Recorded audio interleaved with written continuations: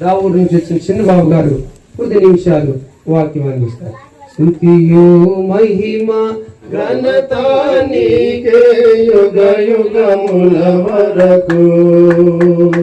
ఎంతో నమ్మదగిన దేవా, ఎంతో నమ్మదగిన దేవా, మా దేవుడవై మాకిచ్చితివి ఎంతో గొప్ప శుభదినము.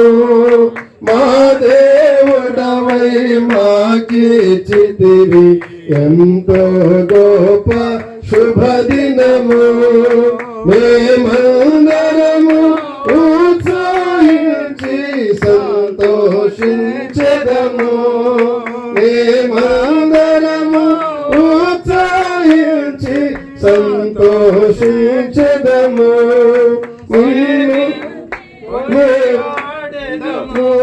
మరువబడని మేలులు చేసినని కొనియాడెదము.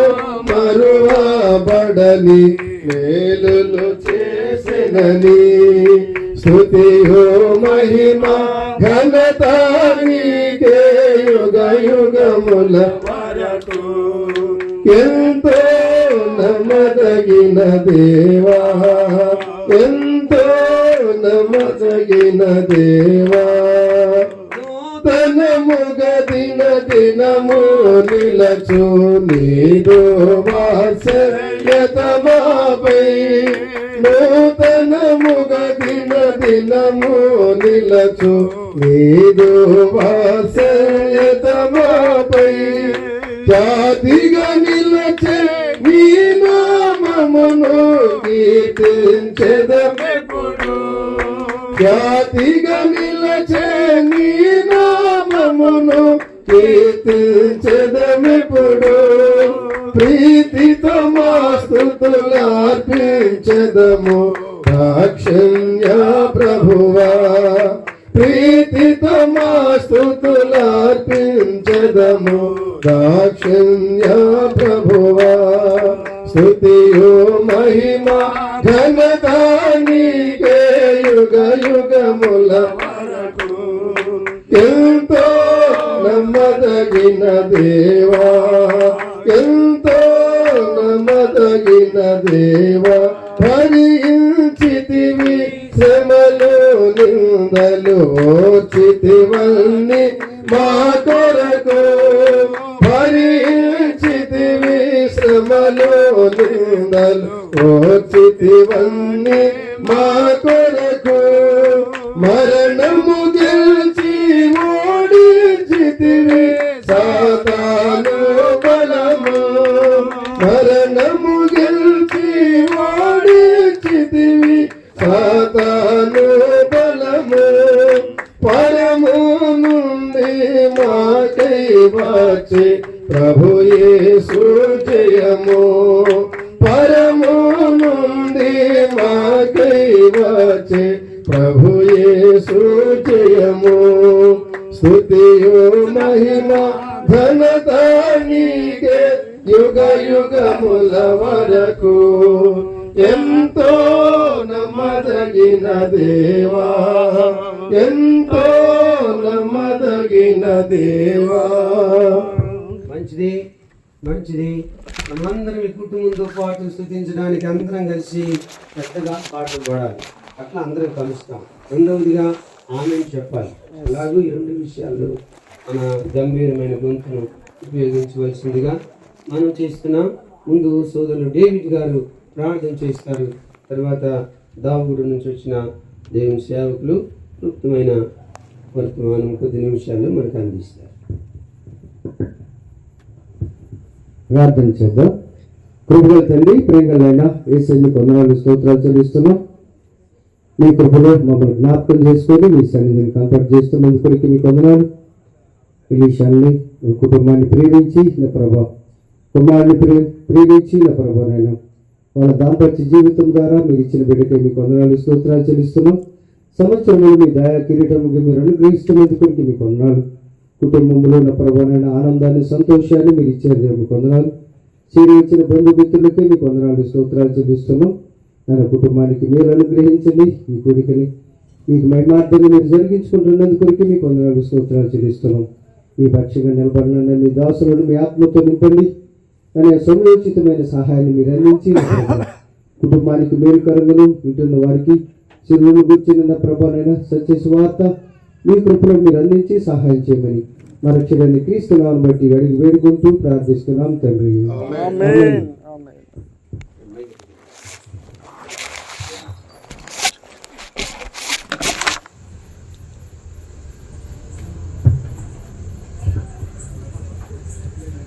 Praise the Lord. Hallelujah. Hallelujah. ప్రభువైన యేసుక్రీస్తు నామములో ప్రియులారా, ఈ రాత్రి వేళ ఈ సందర్భంలో ప్రత్యేకించి దేవుడిచ్చినటువంటి గొప్ప తరుణం, ఈ కుటుంబ సభ్యులు ప్రియులు ఏలియా గారు, అలాగే వారి కుమారుడు శ్రీకాంత్, అలాగే వారి కోడలు ప్రియాంక, వారి జీవితాల్లో దేవుడు చేసినటువంటి గొప్ప మేలు, గొప్ప ఆశీర్వాదాన్ని జ్ఞాపకం చేసుకొని దేవుడు గడిచినటువంటి సంవత్సర కాలం అంతయు వారి కుమారుని కాపాడినటువంటి దేవుడు ఈ మొట్టమొదటి ఈ పుట్టినరోజు సందర్భంగా చేరువచ్చినటువంటి దైవ సేవకులకు, అలాగే చేరినటువంటి వారికి, కుటుంబ సభ్యులందరికీ హృదయపూర్వక వందనాలు తెలియజేస్తూ ఉన్నారు. Praise the lord. Hallelujah. Hallelujah. దేవుని వాక్యం పరిశుద్ధ గ్రంథంలో ఒక మాట జ్ఞాపకం చేసుకుందాం. 105వ కీర్తన, కీర్తనల భాగము 105వ కీర్తన మొదటి వచనం చదువుకుందాం. యెహోవాకు కృతజ్ఞతాస్తుతులు చెల్లించుడి, యెహోవాకు కృతజ్ఞతాస్తుతులు చెల్లించుడి, ఆయన నామమును ప్రకటన చేయుడి, ఆయన నామమును ప్రకటన చేయుడి, జనములలో ఆయన కార్యములు తెలియజేయుడి, జనములలో ఆయన కార్యమును తెలియజేయుడి, ఆయనను గూర్చి పాడుడి, ఆయనను గూర్చి పాడుడి, ఆయనను కీర్తించుడి, ఆయనను కీర్తించుడి, ఆయన ఆశ్చర్యకార్యములన్నిటిని గూర్చి, ఆయన ఆశ్చర్యకార్యములన్నిటిని గూర్చి సంభాషణ చేయుడి. సంభాషణ చేయుడి. చాలండి. దేవుని వాక్యం సెలవిస్తా ఉంది, యెహోవాను గూర్చి కృతజ్ఞతాస్తుతులు చెల్లించాలి అని వాక్యం సెలవిస్తా ఉంది. వాక్యానుసారంగా ఈ కుటుంబ సభ్యులు ప్రియులు శ్రీకాంత్ గారు, అలాగే ప్రియాంక వారి యొక్క జీవితంలో దేవుడు చేసినటువంటి రెండవ మేలు, దేవుడు కుమారుణ్ణిచ్చి వారి కుటుంబంలో కలుగ చేసిన సంతోషాన్ని జ్ఞాపకం చేసుకుంటూ వారు ఏర్పాటు చేసినటువంటి ఈ కోరిక ఎంతైనా ఈ కుటుంబానికి ఆశీర్వాదం. ఎందుకనంటే దేవుని యొక్క చిత్తాన్ని నెరవేరుస్తూ ఉన్నారు. దేవుని యొక్క ఆలోచనని గుర్తెరిగినటువంటి ఈ కుటుంబము జ్ఞాపకం చేసుకుంటా ఉంది. ఈ స్థలం ముందు చేరినటువంటి దైవ సేవకులే కావచ్చు, బంధుమిత్రులే కావచ్చు, సంఘమే కావచ్చు, మనమందరం కూడా ఒక చోట సమకూర్చబడ్డానికి కారణం ఏంటంటే దేవుని వాక్యానుసారంగా మనం ఆలోచన చేస్తే యెహోవాను గూర్చి సంభాషణ చేయుడి. ఇక్కడ ఈ స్థలమందు సేవకులు పలికిన ప్రతి మాట అయినా కానివ్వండి, చేరువచ్చినటువంటి మీ నాట అయినా కానివ్వండి, ఎవరి గురించి మనం దేవునికి మహిమ చెల్లిస్తా ఉన్నాం? దేవుడు వారి జీవితంలో చేసిన మేలును బట్టి, దేవుడు వారి జీవితంలో చేసిన ఉపకారములను జ్ఞాపకం చేసుకుంటూ యెహోవాను గురించి సంభాషణ చేస్తా ఉన్నాం. ఆయన గురించి, ఆయన నామాన్ని గురించి మహిమపరుస్తూ ఉన్నాం. దేవుడిచ్చినటువంటి ఈ గొప్ప తరుణం ఏదైతే ఉందో ఇదంతైనా సరే దేవునికి మహిమార్థమై ఉంది, దేవునికి ఘనత జరిగిస్తూ ఉంది. కాబట్టి ఇటు గొప్ప కార్యము ఏదో శ్రీకాంత్ గారి యొక్క గొప్పతనాన్ని చూపించుకోవడానికి అయితే కాదు, కానీ దేవుని వాక్యానుసారముగా మాట్లాడితే ఇదిగో యెహోవాను గురించి సంభాషణ చేయుడి అని వాక్యం సెలవిస్తూ ఉంది. అంతేకాదు అక్కడ ఆయన అంటాడు, ఇదిగో ఆయన ఆశ్చర్య కార్యములన్నిటిని గురించి సంభాషణ చేయుడి. ఆయన ఆశ్చర్య కార్యాలు, వారి జీవితంలో చేసిన మేలు ఏదైతే ఉందో, వారి జీవితంలో చేసిన ఉపకారం ఏదైతే ఉందో ఆ ఉపకారం జ్ఞాపకం చేసుకోవడం, దేవునికి మహిమ చెల్లించడం. కాబట్టి మనందరూ సమకూర్చినటువంటి ఉద్దేశం, ఇది మా జీవితంలో దేవుడు మాకు కుమారుణ్ణి ఇచ్చాడు, ఆ కుమారుణ్ణి ఇచ్చినటువంటి ఆ దేవుడు ఇది సంవత్సర కాలం అంతయు కాపాడాడు అనేటువంటి గొప్ప కృతజ్ఞతను వారు చెల్లిస్తూ ఉన్నారు. అదే కీర్తన భాగంలోనే 127వ కీర్తనలో ఒక మాట జ్ఞాపకం చేసుకుందాం. 127వ కీర్తన 3వ వచనం చదివినట్లయితే, కుమారుడు యెహోవా అనుగ్రహించు స్వాస్థ్యము గర్భఫలము ఆయన ఇచ్చు బహుమానమే. యెహోవాను గురించి పాడుడి, యెహోవాను గురించి సంభాషణ చేయండి అని వాక్యం సెలవిస్తా ఉంది. ఎందుకు దేవుని మహిమపరచాలి, ఎందుకు దేవుని స్తుతించాలి, ఎందుకు దేవుని నామాన్ని గొప్ప చేయాలి అని అంటే వాక్యం సెలవిస్తూ ఉంది, కుమారులు యెహోవా అనుగ్రహించు స్వాస్థ్యము అని వాక్యం సెలవిస్తూ ఉంది. అంటే బహుమతి ఇచ్చినటువంటి దేవుడు, వారి జీవితంలో సంతోషాన్ని కలిగించినటువంటి దేవుడు. ఈ రాత్రి వారి జ్ఞాపకం చేసుకోవడం ఎంతైనా ఆశీర్వాదకరమైంది, చేసిన మేలను గుర్తు చేసుకోవడం ఎంతైనా ఆశీర్వాదకరమైంది.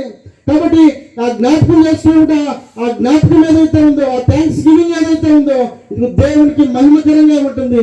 ఆయన చేసిన మేలేంటంటే కుమారులు యెహోవాను గ్రహించు స్వాస్థ్యమై ఉన్నారు.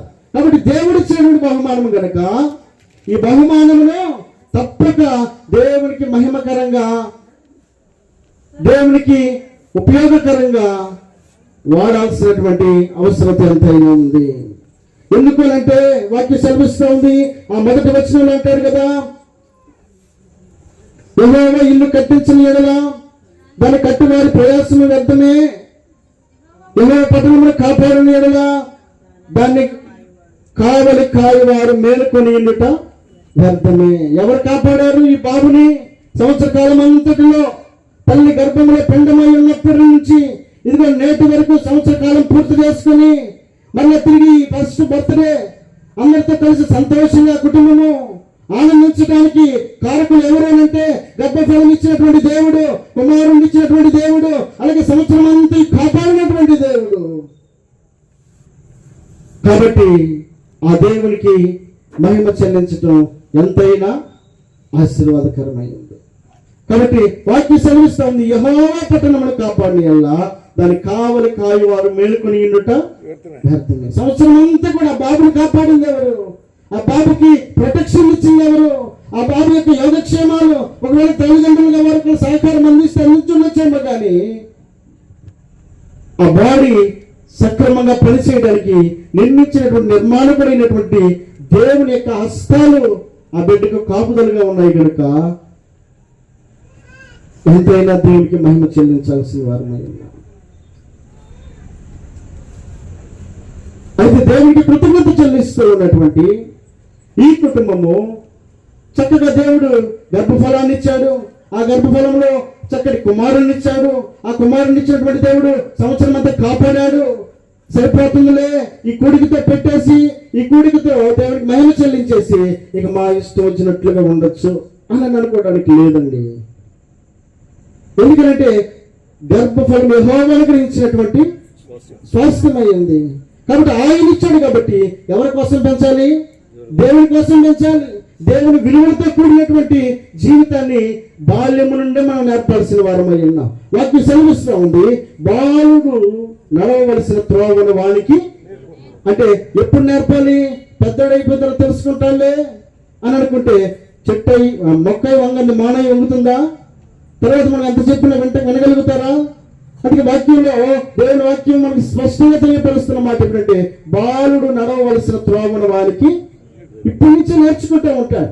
అమ్మెవరో, నాన్నెవరో, అత్తెవరో, పిన్నెవరో, పాస్టర్ గారు ఎవరో, ఇవన్నీ కూడా ఇప్పుడిప్పుడే అర్థమవుతూ ఉంటాయి. ఈ తొలి దశలోనే, ఈ ప్రారంభంలోనే బాలుడు నడవలసిన త్రోవను ఆ బిడ్డకి నేర్పగలిగితే చక్కగా దైవికమైనటువంటి మార్గంలో నడవడానికి ఆ బాబు ప్రయాణించగలుగుతాడు. దీని స్తోత్రం చెల్లిద్దాం.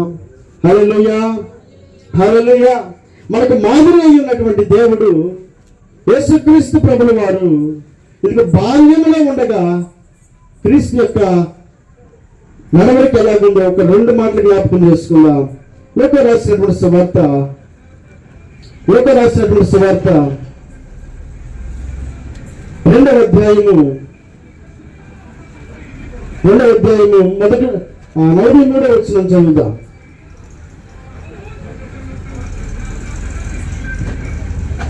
దేవుని వాక్యం సెలవిస్తా ఉన్నటువంటి మాట, బాలుడు నడవలసిన త్రోవను మనకి నేర్పము, వాడు పెద్దవాడైన తర్వాత దాని నుండి తొలగిపోడు అని సెలవిచ్చినటువంటి ఆ గొప్ప దేవుని యొక్క ప్రవర్తన బాల్య దశలో ఉండగా ఎలా ఆయన నడవగలిగాడు, ఎలా మనకు మాదిరి చూపించగలుగుతా ఉన్నాడు, ఆయన ఏ విధంగా తన యొక్క జీవితం ద్వారా వెల్లడిపరుస్తూ ఉన్నాడు తన బాల్య దశను అని మనం ఆలోచన చేస్తే 43వ వచనంలో వాక్యం మనం ఒకసారి చదువుదాం.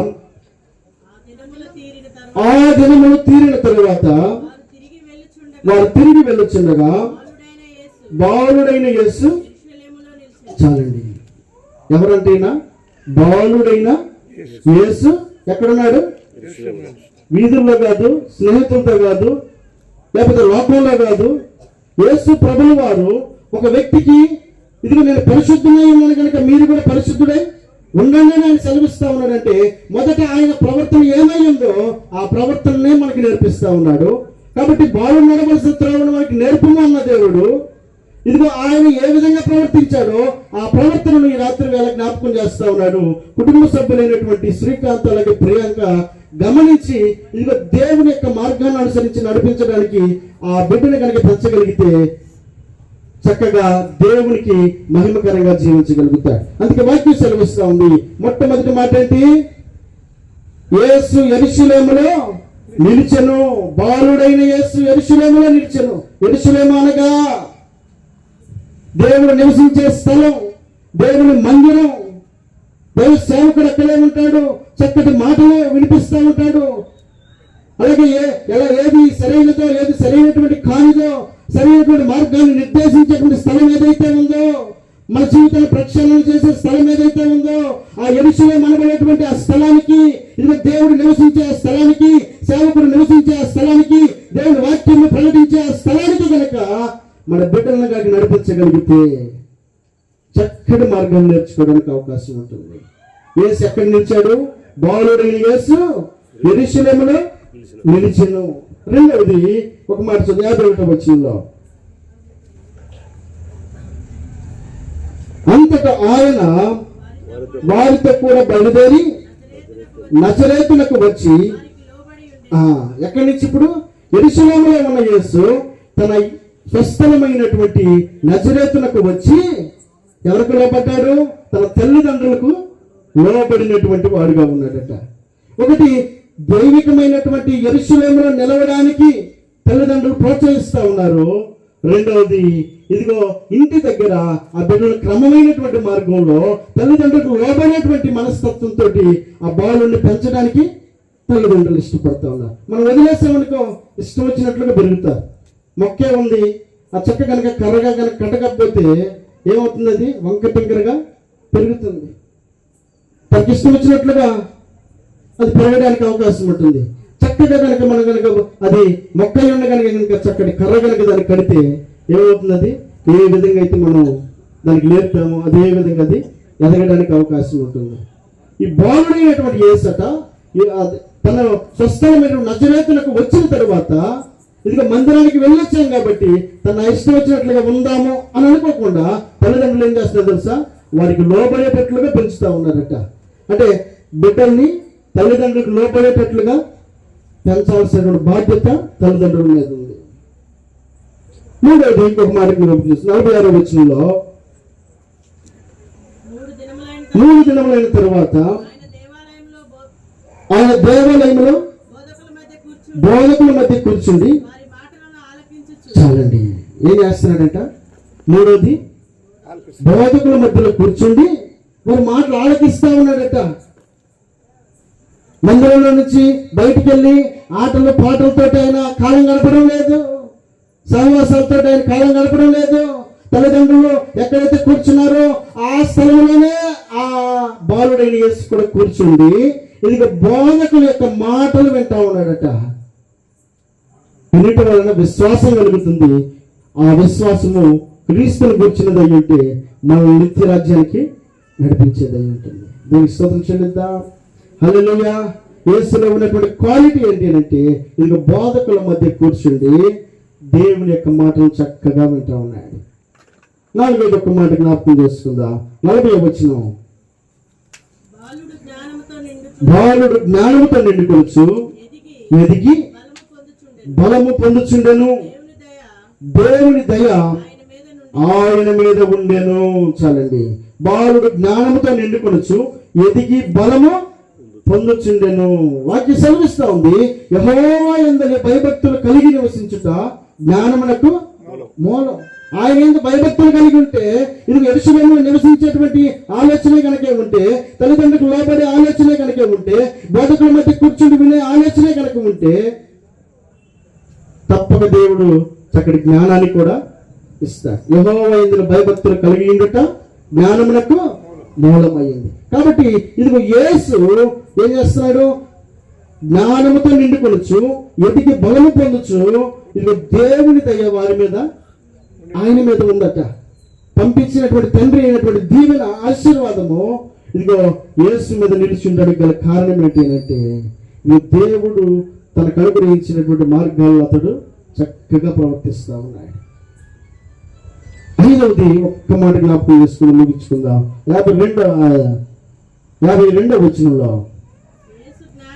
యేసు జ్ఞానమందును వయసునందును దేవుని దయ్యందును మనుషుల దయ్యందును. అదండి చివరికి వచ్చేసరికి యేసు వర్ధిల్లుచుండెను. మన జీవితాలు ఆశీర్వాదకరంగా ఉండాలంటే, దీవెనకరంగా ఉండాలంటే, దేవునికి మహిమకరంగా ఉండాలి అంటే బాల్యములో ఉండగానే ఇదిగో వాక్యం సెలవిస్తుంది. ఏమని? ఇదిగో బాల్యములో ఉండగానే మొక్క యొంగంది మాన యొంగదు. కాబట్టి వాక్యాన్ని ఎరిగినటువంటి మనం ఏం చేయాలి? బాల్య దశలో ఉండగానే చక్కటి మార్గాన్ని బిడ్డలకు చక్కగా నేర్పడానికి మనం ఇష్టపడేవారం అయి ఉండాలి. ఇది యేసుని గురించి కనుక మనం కనుక ఉదాహరణగా తీసుకుంటే, యేసు యెరూషలేములో నిలిచాడు. యేసు తల్లిదండ్రులకు లోబడతా ఉన్నాడు. యేసు బోధకుల మధ్య ఉండి వాక్యాన్ని వింటా ఉన్నాడు. ఇదిగో యేసు జ్ఞానంతో నిండుకుంటా ఉన్నాడు. యేసు వర్ధిల్లుతా ఉన్నాడట.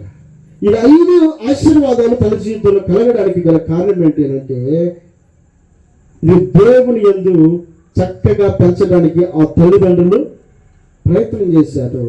ఆ మార్గాలను వారు అనుసరిస్తా ఉన్నారు. మనం యెరూషలేమునకు అంటే దేవుని మందిరానికి వెళ్తే మన బిడ్డలు కూడా ఎక్కడికి వస్తారు? మందిరానికి వస్తారు. అదే మనం కనుక మనకి ఇష్టం వచ్చినట్టు మార్గాల వైపు, మన లోకానుసారమైన మార్గాల వైపు మనం ప్రయాణం చేస్తుంటే వాటిని కూడా వారు మనల్ని అనుసరించడానికి అవకాశం ఉంటుంది. లేదు వారికి ఆశీర్వాదమే గుర్తిరిగి మనం ఆశీర్వాదకరమైనటువంటి ఆలోచనల బిడ్డలు నడపడానికి ఇష్టపడగలిగితే, ఇదిగో మొట్టమొదటి పుట్టినరోజు దినాన దేవుడు తనకు అనుగ్రహించినటువంటి శ్రీకాంతులకు, ప్రియాంకలకు ఇచ్చినటువంటి ఆ బాబుని దేవునికి అప్పగించి దేవుని మార్గంలో నడపడానికి ఇష్టపడగలిగితే దేవుని ఆశీర్వాదాలు మెండుగా ఉండి ఆ బాబు వర్ధిల్లడానికి అవకాశం ఉంటుంది. ఆ ఆశీర్వాదం ఆ బిడ్డ మీద ఉండును గాక. ఈ మాటలు దేవుడు దీవించి ఆశీర్వదించిన గాక. సంబంధించిన దైవజనులకు హృదయపూర్వకంగా మంచిది.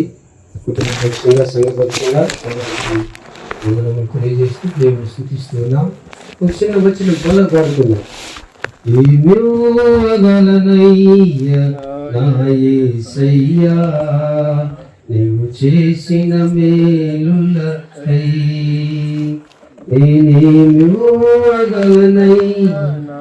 యేసయ్యా నీవు చేసిన మేలులకై నిన్ను గూర్చి లోకమంత చాటనా ఊపిరి ఉన్నంత వరకు పాడనా నిన్ను గూర్చి లోకమంత చాటనా ఊపిరి ఉన్నంత వరకు పాడనా ఏమి ఊరగలనయ్యా నా యేసయ్యా నీవు చేసిన మేలులకై నేనేమి ఊరగలనయ్యా నా యేసయ్యా నీవు చేసిన మేలులకై.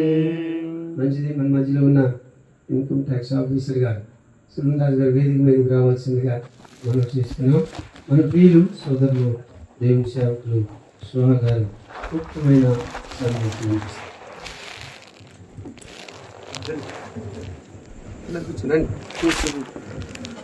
మన ప్రభువును రక్షకుడైన యేసు ప్రభు యొక్క శ్రేష్టమైన నామమును చేర్చిన మీ అందరికీ నా హృదయపూర్వక వందనాలు.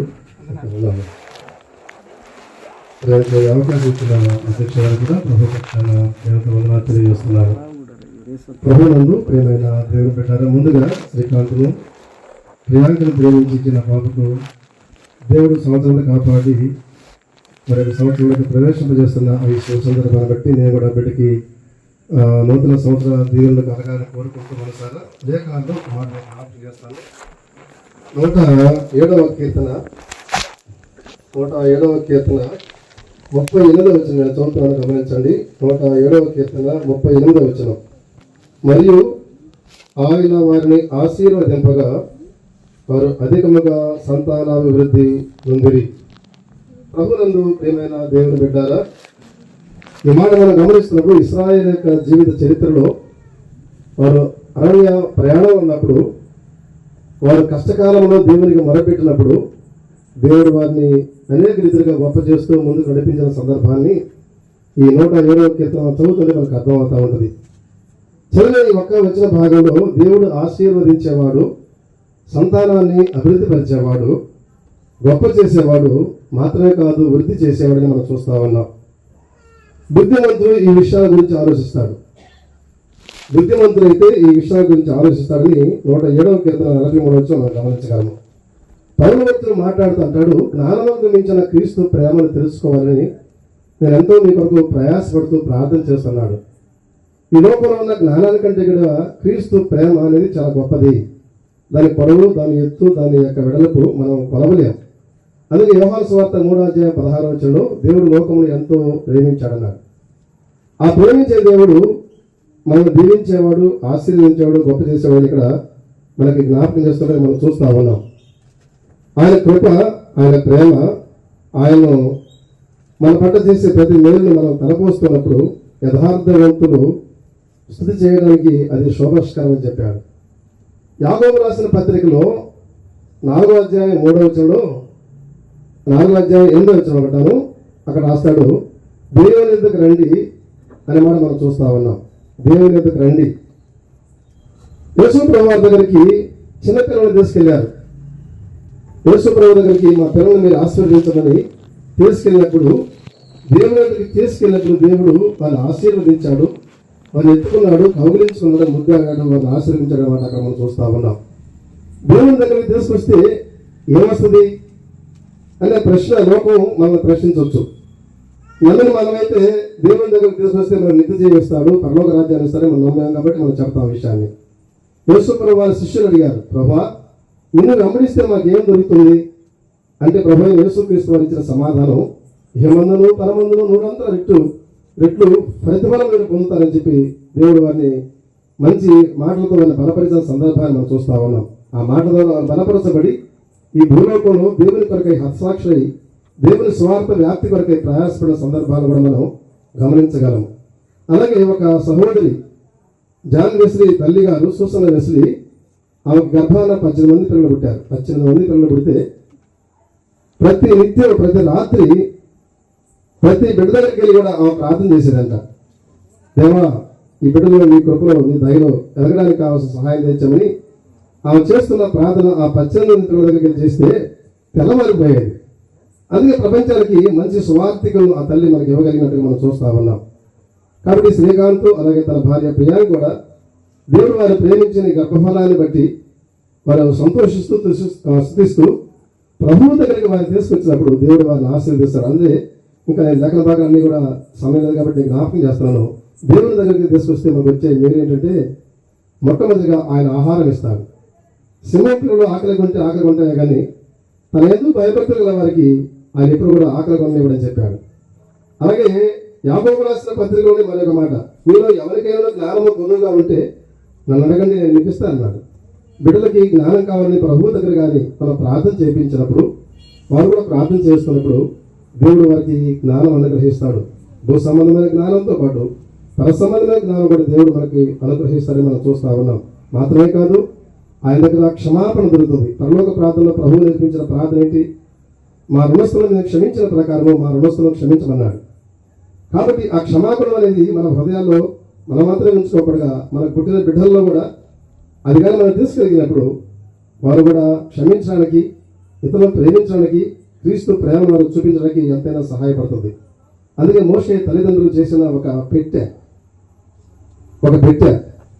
ఏంటి దానిలో ఉన్న ఉద్దేశం ఏంటంటే, ఈ బాహ్య ప్రపంచంలో, ఈ నాశకరమైన ప్రదేశాల్లో ఆ బిడ్డలు తప్పిపోకుండా ఉండడం కోసమై ఆ తల్లి చూపించిన శ్రద్ధ, ఆ బిడ్డ కొరకై ఆ బిడ్డల ప్రయాస, ఈ నైల్ నదులు వేస్తున్నాము ఏ అపాయం కలగకుండా ఉండడం కోసమై ఆమె చూపించిన శ్రద్ధ ఆ బిడ్డను కాపాడడం మనం చూస్తా ఉన్నాం. తల్లిదండ్రులు బిడ్డల పక్షంగా శ్రద్ధ చూపించినప్పుడు మాత్రమే వారు ఆశీర్వదించబడతారు, గొప్పవారు అవుతారని దేవుని వాక్యం మనకి జ్ఞాపకం చేస్తుంది. మాత్రమే కాదు కానీ విశ్వాసంతో ఆ పని చేసినట్టుగా మనం చూస్తున్నాం ప్రియారా. కాబట్టి ఒక మాట నేను జ్ఞాపకం చేసి ముగిస్తాను. చూడండి, 9వ అధ్యాయం సామెతల గ్రంథం 9వ అధ్యాయం 11వ వచనం.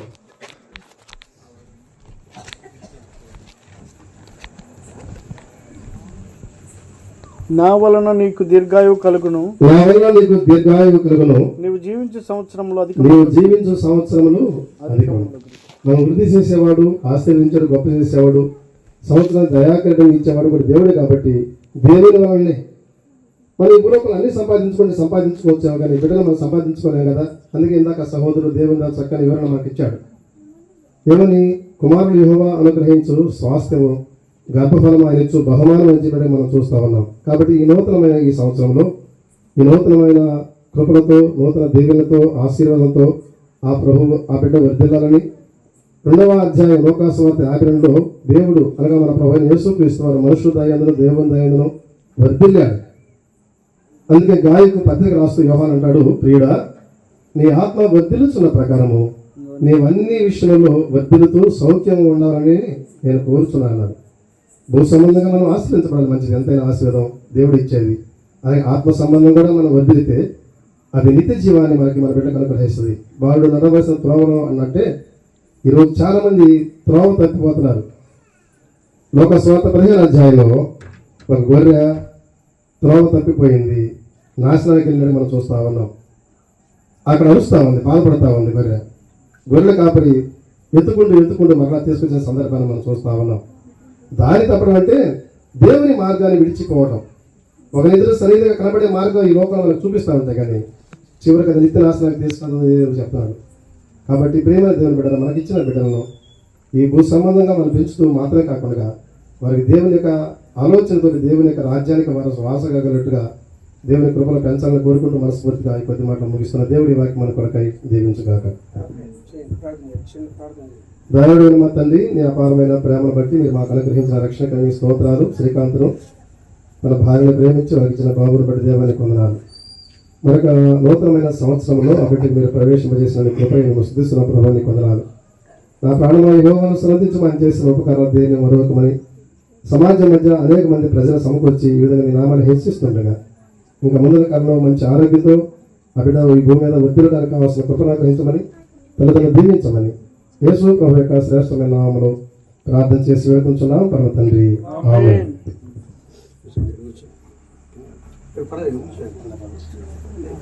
ఏలియా గారు ఇంకో చైర్ పంపించండి. ఉన్నారు ఏలియా గారు? మంచిది, ఎవరైనా చైర్ పంపించండి. అందరూ కలిసి అందరికి వచ్చిన పాట పాడుకున్నాం. దీవారాత్రములు కంటి పాపవలె కాచి పాడాలందరూ కాదు, కాచి దయగల హస్తముతో రోజు నడిపించితివి, దయగల హస్తముతో పెద్దగా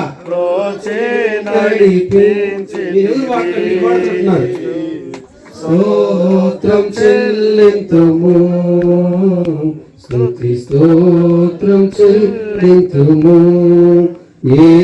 యేసునాథుని మేలులు తలచి, యేసునాథుని మేలుల తలచి స్తోత్రం చెల్లింతుము, స్తుతి స్తోత్రం చెల్లించుము.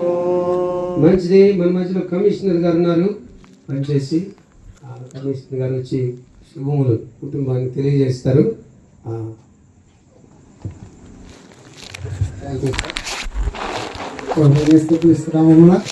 అందరికీ ప్రేమ తెలియపరుస్తున్నాను.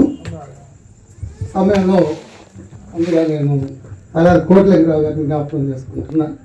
ఎందుకంటే దాంట్లో అప్పుడు సారు సరే ఆయన జిల్లా అధికారిగా పనిచేసి రిటైర్ అయ్యారు కదా, కొన్నిసార్లు నన్ను ఏమంటే సేల్స్ ట్యాక్స్ ఆఫీసర్గా అంటారు, అలాగే ఇన్కమ్ ట్యాక్స్ ఆఫీసర్ అంటారు, అలాగే ఇప్పుడు రాబర్ట్స్ కూడా కాసేపు ఇన్కమ్ ట్యాక్స్ ఆఫీసరు, కాసేపు commissioner. Thank you very much. ఏదేమైనా సంతోషం. నేను రిటైర్ అయిపోయాను, retired assistant commissioner of income tax. Sylvan Raju IRS, retired assistant commissioner of income tax. అది నా డిజిగ్నేషన్. రైట్, మంచిది, సంతోషం. మరి పిల్లవాడికి ఏం పేరు పెట్టారో తెలియదు, పెట్టబోతున్నారు. అయితే శుభాలు తెలియపరుచుకున్నారు, శుభాకాంక్షలు. మరి శ్రీకాంత్ అలాగే ప్రియాంక, దేవుడు వారికి ఇచ్చినటువంటి మొట్టమొదటి మరి స్వాచ్ఛము, బహుమానము. మరి అబ్బాయి వారికి, వారి కుటుంబానికి నా శుభాకాంక్షలు తెలియపరుస్తున్నా. వారు మరి పిల్లవాడు మరి దేవుని దయందును మనుషుల దయందును పెరిగి పెద్దవాడే మనందరూ కూడా సంతోషకరమైన బిడ్డగా, మనందరికీ ఇబ్బందికరమైన బిడ్డగా కాకుండా సంతోషకరమైన బిడ్డగా, అలాగే మనందరికీ ఉపయోగకరమైన బిడ్డగా, కుటుంబాలకు కూడా ఉపయోగకరమైన బిడ్డగా, మనందరం కూడా ఉపయోగకరమైన బిడ్డగా, అలాగే దేశానికి కూడా ఉపయోగకరమైన బిడ్డ పెరగాలని మరి నా ఆశీస్సులు తెలియపరుస్తూ ఉన్నా. ఇప్పటి వరకు చక్కని మాటలు మనం విన్నాం. మరి శ్రీకాంత్ అక్కడెక్కడో రోడ్డు మీద నుంచి ఉన్నాడు, ప్రియాంక ఎక్కడో ఇంట్లో చెప్తుంది. ఎవరికి చెప్పినట్టు చెప్తున్నారు అర్థం కాదు. మరి కోట్లకి రాగానే ఒప్పుకారు ఇచ్చారా? Thank you.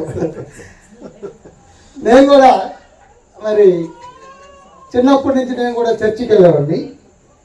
నేను ముందు సిఈ స్కూల్లో చదువుకునేటప్పుడు పొద్దున్నే పాటలు పాడాలి, అలాగే వాక్యాలు చెప్పాలి, చక్కగా అన్నీ చేయాలి. కాబట్టి దానికోసం చక్కగా చదువుకునే వాళ్ళం. సండే స్కూల్కి వెళ్ళేవాళ్ళం, అలాగే మరి చర్చికి వెళ్ళేవాళ్ళం. అదొక ఎత్తు. అక్కడ నేర్చుకున్న ఇవన్నీ ఉండగా నేను మళ్ళా టౌన్టూరులో విద్యాభ్యాసం మొదలుపెట్టినప్పుడు ఇక్కడ నాకు తెలిసి బ్రదర్ ఫెలోషిప్పే మొట్టమొదటిగా ఉంది. తర్వాత పెద్దకోస్టల్ వచ్చింది. అంతకుముందు ఎప్పటి నుంచి ఉన్న బాప్టిస్ట్ ఉంది, కానీ సరిగ్గా పనిచేయాలి. కాబట్టి కాలక్రమేణా బ్రదర్ ఫెలోషిప్లో నేను మరి చర్చికి వెళ్ళినప్పుడు తలారి కోట్లింగరావు గారు అంటే రాబర్ట్స్ వాళ్ళ ఇంట్లో మందిరం ఉండేది. అప్పటికి మందిరం కన్స్ట్రక్షన్ లేదు, ఇప్పుడున్న మందిరం. అక్కడ ఉండేది మందిరం కన్స్ట్రక్షన్. నేను సాల్మన్ రాజు, ప్రేమానందం అందరం క్లాస్మేట్లు కాబట్టి అక్కడికి వెళ్తూ ఉండేవాళ్ళం. అయితే కోట్లింగరావు గారు వాక్యం చెప్పేటప్పుడు ఎవరు అటు ఇటు తిరగటానికి చూడటానికి కూడా లేదు. ఆయన వైపే చూడాలా, ఆయన వైపు చూడాలా, ఆయన ఏం చెప్తున్నాడో వినాలా,